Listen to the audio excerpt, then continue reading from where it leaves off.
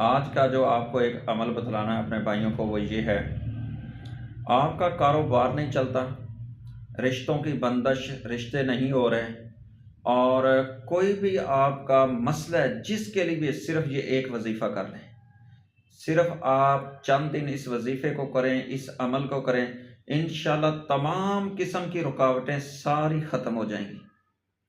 किसी किस्म का भी दुकान का मसला है, रिश्तों का मसला है, औलाद का मसला है, बीमारी है, गम है, कोई भी आपका मसला बड़े से बड़ा है, इंशाल्लाह इस वजीफे से अल्लाह ताला कारोबार भी वसी करेंगे।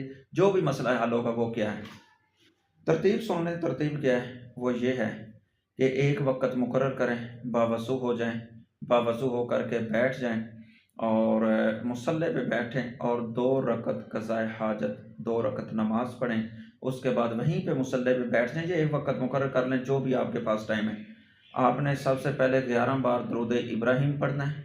उसके बाद आपने 311 बार आपने ला हौला वला कुव्वता इल्ला बिल्लाह अस्तगफिरुल्लाह, ला हौला वला कुव्वता इल्ला बिल्लाह अस्तगफिरुल्लाह आपने 311 बार।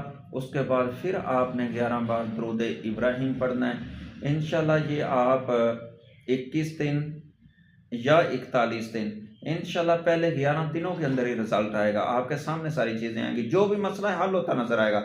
और अगर आप इसको 41 दिन करें फिर इसका कमाल देखें, इंशाल्लाह बहुत फ़ायदा होगा इस वजीफे से।